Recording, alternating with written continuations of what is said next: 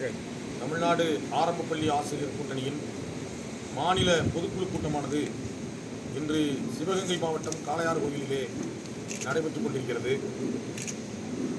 இன்று நடைபெற்ற மாநில பொதுக்குழு கூட்டத்திலே நேற்று தமிழ்நாடு சட்டப்பேரவையில் மாண்புமிகு நிதியமைச்சர் அவர்கள் திராவிட முன்னேற்றக் கழகம் கொடுத்த தேர்தல் வாக்குறுதிக்கு முரணாக தமிழ்நாட்டினுடைய அரசு ஊழியர்கள் ஆசிரியர்களுக்கு ஒன்றிய அரசு அறிவித்துள்ள ஒருங்கிணைந்த ஓய்வூதிய திட்டத்தினுடைய அறிக்கையை பெற்று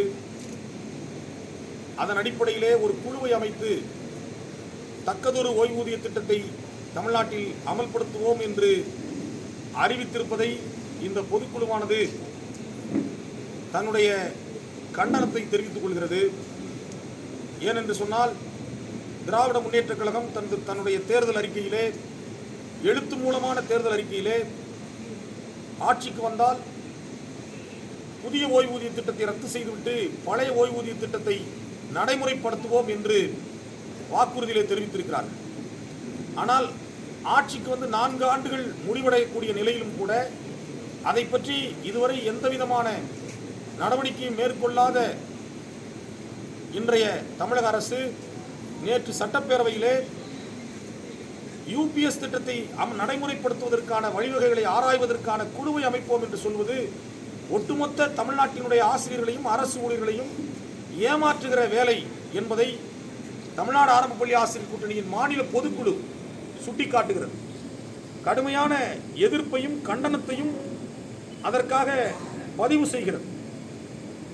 அந்த நேற்றைய சட்டமன்ற அறிவிப்பை தமிழ்நாடு அரசு திரும்ப பெற்று பழைய ஓய்வூதிய திட்டத்தை தேர்தல் வாக்குறுதியில் கூறியபடி நிறைவேற்ற வேண்டும் என்கிற தீர்மானத்தை எங்களுடைய மாநில பொதுக்குழுவானது இன்று நிறைவேற்றி இருக்கின்றது. எனவே தமிழ்நாடு அரசு உடனடியாக அந்த நடவடிக்கையை மேற்கொள்ள வேண்டும். 4 ஆண்டு காலம் திராவிட முன்னேற்றக் கழக ஆட்சி முடிவடையக்கூடிய நிலையிலும் கூட தேர்தல் வாக்குறுதியில் சொன்ன எந்த வாக்குறுதியையும் தமிழ்நாடு அரசு ஊழியர்களுக்கும் ஆசிரியர்களுக்கும் நிறைவேற்றவில்லை என்பதையும் நாங்கள் இந்த நேரத்திலே அதிருப்தியோடு சுட்டிக்காட்ட விரும்புகிறோம். ஏனென்று சொன்னால், கடந்த 2 ஊதிய குழுக்களிலே தமிழகத்திலே பழிவாங்கப்பட்ட பாதிப்புக்குள்ளான இடைநிலை ஆசிரியர்களுக்கு அவர்களுடைய ஊதிய முரண்பாட்டை நீக்கி மத்திய அரசுக்கு இணையான ஊதியத்தை வழங்குவோம் என்று தேர்தல் அறிக்கையிலே சொன்னவர்கள் இதுவரை அது தொடர்பாக எந்த நடவடிக்கையும் மேற்கொள்ளவில்லை. அதற்காக ஒரு குழுவை அமைத்தார்கள். இப்போ குழு அமைக்கிறேன்னு சொன்ன மாதிரி அன்றைக்கு இடைநிலை ஆசிரியருடைய ஊதிய பிரச்சனையை தீர்ப்பதற்காக ஒரு குழுவை அமைத்தார்கள். ஆனால் அந்த குழு அமைத்து வருடக்கணக்கில் ஆகியும் கூட இதுவரை அந்த குழுவின் அறிக்கையை பெற்று அந்த கோரிக்கையை நிறைவேற்றுவதற்கான எந்த நடவடிக்கையும் இல்லை.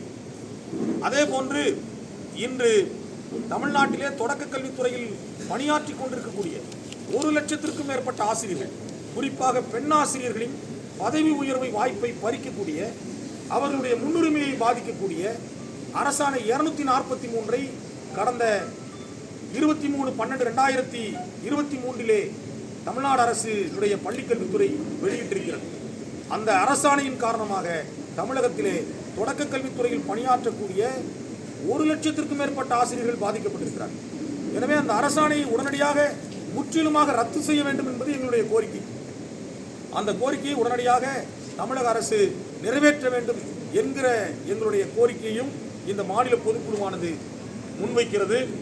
எனவே இந்த முக்கியமான கோரிக்கைகள் உட்பட 15 அம்ச கோரிக்கைகளை வலியுறுத்தி ஓய்வூதிய திட்டம் உள்ளிட்ட வாழ்வாதார கோரிக்கைகளை தமிழ்நாடு அரசு உடனடியாக நிறைவேற்ற வேண்டும் என்பதை வலியுறுத்தி வருகிற பிப்ரவரி மாதம் 22ஆம் தேதி சென்னையிலே 10,000 ஆசிரியர்கள் பங்கேற்கக்கூடிய ஒரு மாபெரும் உண்ணாவிரத போராட்டத்தை நாங்கள் நடத்த இருக்கின்றோம்.